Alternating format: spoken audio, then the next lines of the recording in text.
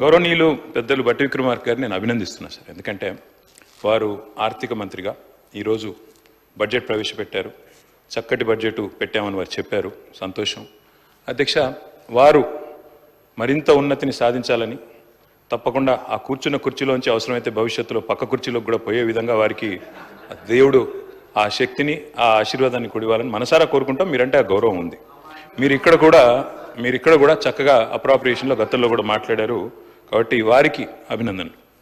అధ్యక్ష, ఇప్పుడు 10 ఏళ్ల ముందు పరిస్థితుల్లో నేను ఊరికే అనలేదు సార్, ఎవరి మీద విమర్శ చేయాలని కూడా చెప్పట్లేదు. ముఖ్యమంత్రి గారు కూడా మొన్న మాట్లాడినప్పుడు ఒక మాట అన్నారు.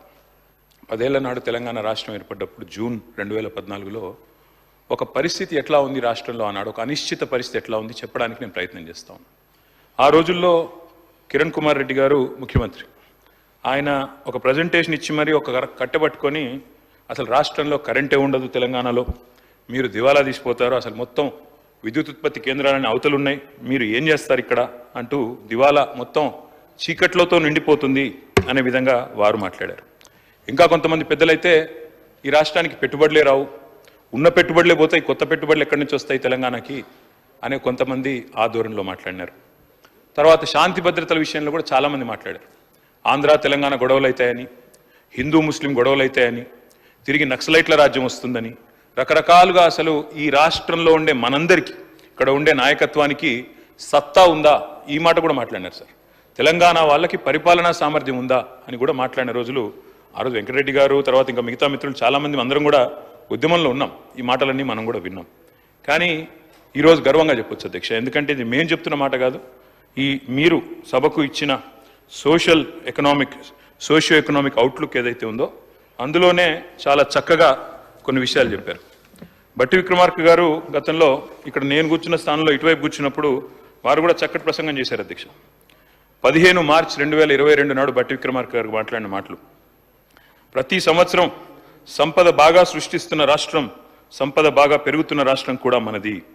కరోనా ఈ దేశాన్ని అతలాకుతలం చేసినప్పటికీ కూడా రాష్ట్ర ఉత్పత్తిలో ఎక్కడా తగ్గుబాటికి కారణం కాకుండా ఈ రాష్ట్ర ప్రజానీకం, రైతాంగం, శ్రామికులు ఈ మహమ్మారి దాడిని కూడా తట్టుకొని పెద్ద ఎత్తున ఈ రాష్ట్ర ఉత్పత్తులను, సంపదను పెంచడం జరిగింది. ఇది బట్టి విక్రమార్క గారు ఆనాడు ఇక్కడ కూర్చున్నప్పుడు మాట్లాడిన మాట. కానీ ఏమవుతుందో అధ్యక్ష, అక్కడ కూర్చోగానే స్వరం మారిపోతుంది, అక్కడ కూర్చోగానే మరి మాట కూడా మారింది అధ్యక్ష. అయినప్పటికీ వారు ఏం చెప్పినా వారు ఇచ్చిన బుక్కే అధ్యక్ష ఇది, తెలంగాణ సోషియో ఎకనామిక్ అవుట్లుక్.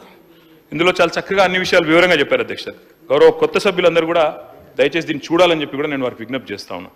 ఎందుకంటే ఇందులో బడ్జెట్ స్పీచ్లో ఏం చెప్పినా ఇందులో వాస్తవాలు బయటపడ్డాయి. Despite economic hurdles, page number 3 sir, the states strategic sectors continue to contribute to it's economic dynamism.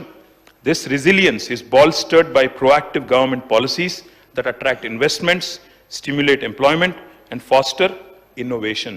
ఇది మరి తెలంగాణ రాష్ట్రం యొక్క అభివృద్ధి గురించి మీ ప్రభుత్వమే ఈ సోషియో ఎకనామిక్ అవుట్లుక్లో చెప్పిన మాట.